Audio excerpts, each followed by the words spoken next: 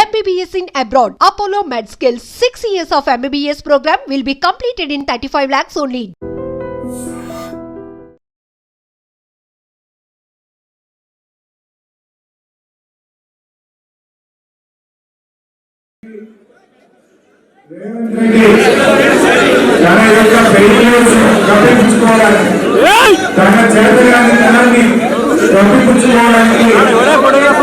ప్రజల పక్షాన తెలంగాణ గొంతుపై ప్రతిరోజు ప్రశ్నిస్తున్నటువంటి అక్రమ కేసులు బనాయిస్తా ఉన్నారు. రేవంత్ రెడ్డి 18 నెలల పాలనలో కేటీఆర్ గారి మీద 14 కేసులు పెట్టారు. 18 నెలల పాలనలో నువ్వు ప్రజలకు ఇచ్చిన ఒక్క హామీ నీ ఛాన్స్ హామీలు అమలు చేయడానికి నీ మీద చీటింగ్ కేసు పెట్టాల్సిన అవసరం ఉంది. నువ్వు మాట తప్పినందుకు నీ మీద కేసు పెట్టాల్సిన అవసరం ఉంది. దేవుళ్ళ మీద ఒట్టుబెట్టి మాట తప్పినావు, అసెంబ్లీలో చెప్పి మాట తప్పినావు. మాట తప్పుడు తప్ప మాట నిలబెట్టుకున్నా పాపాలను ఎన్నడూ కూడా పోలేదు. కేటీఆర్ గారు ఈ రాష్ట్రం యొక్క గౌరవాన్ని పెంచే విధంగా మొత్తం ఇండియాలో అనేక రాష్ట్రాలు మాకు ఈ కార్ రేసింగ్ కావాలంటే మాకు కావాలని పోటీ పడితే తన శక్తి యుక్తులను ఉపయోగించి హైదరాబాద్ కు ఈ కార్ రేసింగ్ తెచ్చి మన రాష్ట్రం యొక్క గౌరవాన్ని అంతర్జాతీయ స్థాయిలో రేవంత్ రెడ్డి నువ్వు ఎవరు నిర్వహించము అన్నా, ఎవరు ఏ రాష్ట్రం కూడా అట్టాల పోటీలు నిర్వహించము అన్నారు. ఎవరు మాట్లాడుతున్నారు, ఎవరు మాట్లాడుతున్న అందాల పోటీలు రాష్ట్రానికి తెచ్చి ప్రపంచం ముందు రాష్ట్ర పరువు తీసిన రేవంత్ రెడ్డి. ఇవాళ ఈ దేశ పరువు, ఈ రాష్ట్ర పరువు మంటగలిపిన రేవంత్ రెడ్డి. ఇలా అందరూ కావాలన్న ఈ కార్ రేసింగ్ ను పోటీలో మన రాష్ట్రానికి తెచ్చి మన గౌరవాన్ని తెచ్చింది కేటీఆర్ గారు అయితే, ఎవరు వద్దన్నటువంటి అందాల పోటీలు నిర్వహించి ఈ రాష్ట్రాన్ని అప్రతిష్ట పరిచిన చరిత్ర రేవంత్ రెడ్డి ప్రభుత్వం. ఇలా మీరు చూస్తున్నారు. ఎందుకు ఇచ్చారు? ఆల్రెడీ కేటీఆర్ గారు అన్ని విషయాలు చెప్పారు. కేవలం డైవర్షన్ పాలిటిక్స్. రేపేదో స్థానిక సంస్థల ఎన్నికలకు పోవాలి కనుక కేటీఆర్ గారిని ఇబ్బంది పెట్టు, బీఆర్ఎస్ కుటుంబ సభ్యులను, మా ఎమ్మెల్యేలను, మా కార్యకర్తలను, మా సోషల్ మీడియా యాక్టివిస్టుల మీద కేసులు పెట్టి ఆయన ఏదో అటెన్షన్ డైవర్షన్ చేద్దాం అనుకుంటున్నారు. కుల్లా ఉన్నది. రాష్ట్ర ప్రభుత్వ ఖజానా నుంచి ఆ కంపెనీ అకౌంట్ లోకే పోయింది. ₹1 ఇటుపోలే, ₹1 అటుపోలే, ₹1 ఇంకెక్కడికి పక్కదారి పట్టలేదు. అందులో కేసే లేదు. కేవలం ఏంటంటే ఏదో రకంగా ప్రజల్ని మభ్య పెట్టాలని చిల్లర రాజకీయాలు పాల్పడుతున్నారు. ఎంత దుర్మార్గంగా తయారైపోయిందంటే తుమ్మితే కేసే, దగ్గితే కేసే, పిచ్చితే కూడా కేసే పెట్టాలి. ఇంత చిల్లర రాజకీయాలు చేస్తున్నారు. అరే నువ్వు చేసిన తప్పులను ఎత్తి చూపితే, నువ్వు నీ ప్రభుత్వం చేస్తున్న కమిషన్లు ఎత్తి చూపితే, నీ యొక్క అరాచకాలను ఎత్తి చూపితే, నీ లగచర్ల కేసులు ఎత్తి చూపు, లగచర్లలో గిరిజన రైతులకు బేడీలు వేస్తే దాన్ని ప్రశ్నిస్తే ఇవాళ కేటీఆర్ గారి కేసులు పెట్టున్నావు. బిడ్డ నువ్వు ఎన్ని కేసులు పెట్టినా కేటీఆర్ గారు ఒక వ్యక్తి కాదు, ఆయన ఒక శక్తి అని లక్షలాది మంది బీఆర్ఎస్ కార్యకర్తలు, బీఆర్ఎస్ కుటుంబ సభ్యులు కేటీఆర్ ముట్టుకుంటే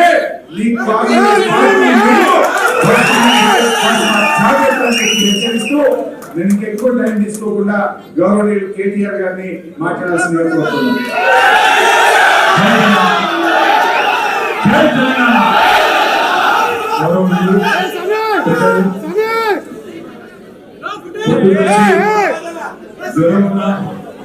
ఇక్కడ మరి మీ అందరికీ స్ఫూర్తినిస్తూ ఇక్కడే ఉండి పొద్దు నుంచి ఇప్పటిదాకా మీతోనే ఉన్న గౌరవనీయులైన మాజీ మంత్రివర్యులు, పెద్దలు, మా బావగారు, శాసన మండలిలో ప్రతిపక్ష నాయకులు, పెద్దలు, మాన్యులు నరసింహాచారి గారు, గౌరవనీయులైన ఎమ్మెల్యేలు, గౌరవనీయులైన ఎమ్మెల్సీలు, గౌరవ ఎంపీలు, అదేవిధంగా గౌరవనీయులైన వివిధ నియోజకవర్గాల ఇన్ఛార్జీలు, అదేవిధంగా ఈరోజు మరి చాలా ప్రాంతాల నుంచి తరలి వచ్చిన మా అన్నదమ్ములకు, మా ఆడబిడ్డలకు, సిరిసిల్ల నుంచి కూడా వచ్చిన హృదయపూర్వకంగా నమస్కారం. మా మీడియా మిత్రులకు కూడా కొంత అసౌకర్యం కలుగుతున్నా అప్పటి నుంచి పొద్దు నుంచి చాలా ఓపికగా ఉన్నందుకు మీడియా మిత్రులకు కూడా నమస్కారం, ధన్యవాదాలు. 4 కోట్ల మంది ముందు చర్చిద్దాం, ఎవరి తప్పో ఎవరిది ఒప్పో చర్చ పెట్టు అని అసెంబ్లీలో అడిగితే పారిపోయిండు రేవంత్ రెడ్డి. ఈ ఫార్ములా ఈ కార్ రేసింగ్ మీద నేనేదో తప్పు చేసిన అంటున్నావు కదా, కేసీఆర్ ప్రభుత్వం ఏదో తప్పు చేసింది అంటున్నావు కదా, దమ్ముంటే అసెంబ్లీలో చర్చ పెట్టు అని అసెంబ్లీలో కూడా పట్టుబట్టినాం, పారిపోయిండు. 4 గోడల మధ్య ఎందుకయ్యా 4 కోట్ల మంది ముందు మాట్లాడదామంటే పారిపోయిండు. పోనీ ఇట్లా కాదు, ఈ బదనాం క్యాంపెయిన్ ఇంకెన్ని రోజులు నడుపుతావు, ఈ దేశంలో ఏ రాజకీయ నాయకుడు అనే విధంగా నేను అంటున్నా, నువ్వు ముందుకు రా, నేను తప్పు చేయలేదు, నిజాయితీకి ధైర్యం ఎక్కువ కాబట్టి అవసరమైతే లైట్ డిటెక్టర్ పరీక్ష తీసుకుంటా, నువ్వు కూడా రా. పక్కలేదు, పారిపోయాడు. ఆయన మళ్ళీ పిలిచి మళ్ళా ఈరోజు పిలిస్తే మళ్ళా పోయినాం. ఎందుకంటే చట్టాన్ని గౌరవించే వ్యక్తులుగా, న్యాయస్థానాల మీద నమ్మకం ఉన్న వ్యక్తులుగా పిలిస్తే మళ్ళా పోయినాం. ఎందుకంటే చట్టాన్ని గౌరవించే వ్యక్తులుగా, న్యాయస్థానాల మీద నమ్మకం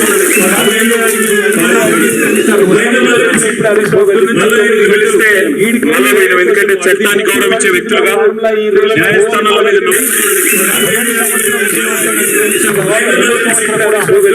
ఉండాలి అని చెప్పి ప్రభుత్వ పరంగా విధానపరమైన నిర్ణయం తీసుకొని మరి కొంత డబ్బులు చెల్లించినాం.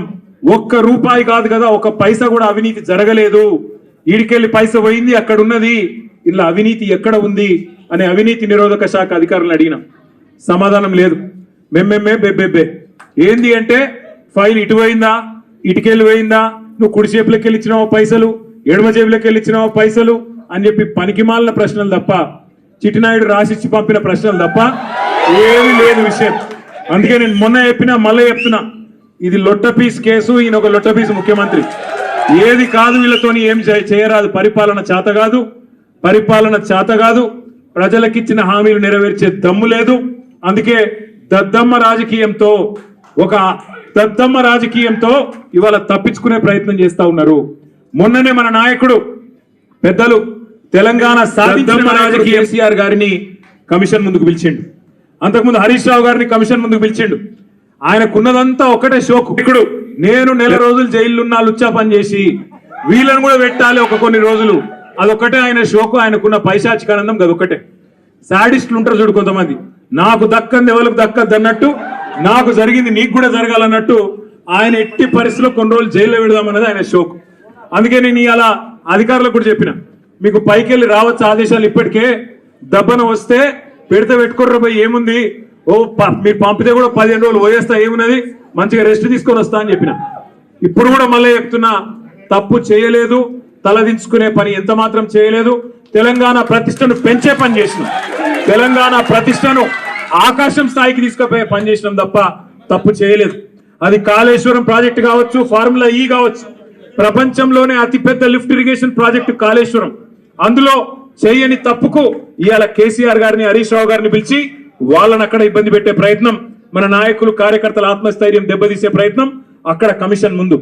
ఇక్కడ ఏసీబీ అని పెట్టి మరి ఇక్కడేదో జరిగిపోయిందని చెప్పి ఏ కరప్షన్ జరగని ఒక కేసులో యాంటీ కరప్షన్ బ్యూరోని ఇన్వాల్వ్ చేసి మా ఆర్ఎస్ ప్రవీణ్ అని చెప్పిండు, నా చరిత్రలో ఇంతకంటే తుపేల్ కేసు నేను ఎప్పుడు చూడలే, 26 ఏళ్ళు ఐపీఎస్ అధికారిగా పనిచేసిన ఇంతకంటే తుపేల్ కేసు నా జీవితంలో చూడలేదని చెప్పి వారు కూడా చెప్పినారు. అంటే ఇట్లాంటి కేసులు పెట్టి ఏదో సాధిస్తాను రేవంత్ రెడ్డి గారు అనుకుంటున్నాడు. నేను రేవంత్ రెడ్డికి చెప్పేది ఒకటే, నా మీద ఇప్పటికే 14 కేసులు పెట్టినావు, ఇంకో 1400 కేసులు పెట్టుకో, అవసరమైతే జైల్లో పెట్టుకో, ఏమన్నా చేసుకో, భయపడేది లేదు. తెలంగాణ కోసం ఆనాడు జైలుకు పోయినాం, ఇవాళ అవసరమైతే తెలంగాణ ప్రతిష్టను పెంచడానికి తీసుకున్న ఒక నిర్ణయం వల్ల మళ్ళీ జైలుకు పోవాల్సి వస్తే కూడా భయపడేటోడు ఎవడు లేడు. నీ ఉడత ఊపులకు ఎట్టి పరిస్థితుల్లో భయపడం. నేను మిమ్మల్ని అందరికీ కోరేది ఒకటే, ఇదేంటంటే డైలీ సీరియల్ లెక్క అయిపోయింది. ఎట్లా అంటే ఒకరోజు పిలుచుడు, కూర్చోబెట్టుడు, 9 గంటలు ఆడ కూర్చోబెట్టి ఛాయ్ దాయిపించి ఏం చెప్తాం సార్, ఇక మాకు పైకి వెళ్ళే ఆదేశాలు ఉన్నాయి, ఏం చేయాలని పాపం వాళ్ళు కూడా ఇక ఏం చేయాలి తెలియక అడిగిందే అడుగుతాను. అందుకే నేను మీకు కూడా రిక్వెస్ట్ చేసేది ఒకటే, మనం అందరం కూడా కాన్సన్ట్రేషన్ చేయాల్సింది, మనందరం కూడా పార్టీగా ఆలోచన చేయాల్సింది, దృష్టి సారించాల్సింది 2-3 పనుల మీద. ఒకటి, ఖచ్చితంగా మరి మనం రాబోయే స్థానిక సంస్థల ఎన్నికల్లో ఒక్కొక్క ఊర్లో బరి గీసి లైన్ గీసి ఒక్కొక్క కాంగ్రెస్ పార్టీ నాయకుని ఫుట్బాల్ ఆడు ఎట్లా కాంగ్రెస్ పార్టీని చిత్తుగా ఓడగొట్టాలి లోకల్ బాడీ ఎలక్షన్ లో దాని మీద దృష్టి పెడదాం.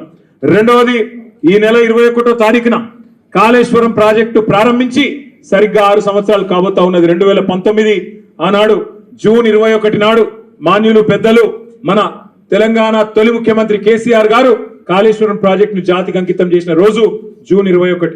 మరి ఆ రోజు కూడా సార్ను అడిగి మనం పార్టీగా ఒక నిర్ణయం తీసుకొని ఏం చేసి మళ్ళీ ఒక్కసారి కాళేశ్వరం గొప్పదనం ప్రజలకు చెప్దాం, ఆలోచన చేయాల్సిన బాధ్యత మన మీద ఉంది. రాష్ట్ర వ్యాప్తంగా కొంత కార్యక్రమం చేయాల్సిన బాధ్యత కూడా మన మీద ఉంది. ఇక మనకు నోటీసులు వచ్చుడు మనం పోవుడు ఇవన్నీ కూడా రొటీనే, పాత చింతకాయ పచ్చడి. దీన్ని పట్టించుకోవాల్సిన అవసరం కానీ దీని గురించి ఆందోళన పడాల్సిన అవసరం కానీ లేదు. పెడితే గిడితే 15 రోజులు జైల్లో పెడతాడు, పైశాచిక ఆనందం పొందుతాడు తప్ప వాడు పీకేది ఏమీ లేదు. లొట్టపీసు భయపడేటోడు ఎవడు లేడు. రేవంత్ రెడ్డి గుర్తుపెట్టుకో, నీలాగా లుచ్చా పనులు చేసి 50 లక్షల బ్యాగులతో దొరికిన దొంగలు ఎవరు మా పార్టీలో లేరు. నీలాగా లుచ్చా పనులు చేసి అడ్డదారిలో పదవులు కొనుక్కొని ముఖ్యమంత్రి అవుడు పిసిసి ప్రెసిడెంట్ అయ్యే లుచ్చా పనులు చేసినోడు ఎవడు కూడా లేడు. మన బాగా బాధపడ్డాడట రేవంత్ రెడ్డి. నేను హౌలా అన్నా, బాధపడ్డాడట. నేను అడుగుతున్నా ఒక్కటి, తెలంగాణ ముఖ్యమంత్రి అయ్యుండి జై తెలంగాణ అనకపోతే నేనేమనాలి? మరి ఏం పేరుతో పిలవాలి? తెలంగాణ ముఖ్యమంత్రి అయ్యుండి తెలంగాణ రాష్ట్రాన్ని ప్రతిరోజు కించపరిస్తే నేనేమని పిలవాలి? తెలంగాణ ముఖ్యమంత్రి అయ్యుండి తెలంగాణ రాష్ట్రాన్ని దివాలా తీసిన రాష్ట్రం అంటే ఏమనాలి? తెలంగాణ ముఖ్యమంత్రి అయ్యుండి ఢిల్లీకి పోతే నాకు అపాయింట్మెంట్ ఇస్తలేరు, దొంగను చూసినట్టు చూస్తున్నట్టు నేనేమనాలి? తెలంగాణ ముఖ్యమంత్రి అయ్యుండి చెప్పులు ఎత్తుకపోతాడేమో అని భయపడుతున్నారు అంటే ఏమనాలి నిన్ను? అందుకే ఇక నేను ఎక్కువ అనగాని మీరు అనగాడికి అన్నారు, కానీ అది కాదు, నాకు అర్థం కాదు. ఆడవాళ్ళు 9 గంటలు వాళ్ళు కూసబెట్టి మర్యాదలు చేసి వాళ్ళు పంపిస్తే మీరు 9 నిమిషాలని నాకు రక్తం వచ్చినట్టు చేసారు. మొత్తం కాటు బిస్కెట్ అక్కడ పిసుకుడేమో కానీ ఇక్కడ పిసుకుడు ఎక్కువైపోయింది. కాబట్టి మీరు పొద్దున్న నుంచి చాలా ఓపికగా ఉన్నందుకు మీ అందరికీ గౌరవ ఎమ్మెల్యేలు, గౌరవ ఎమ్మెల్సీలు, గౌరవ ఎంపీలు అందరికీ హృదయపూర్వకంగా దండం. మీరు కూడా పేరు అందరికీ నమస్కారాలు.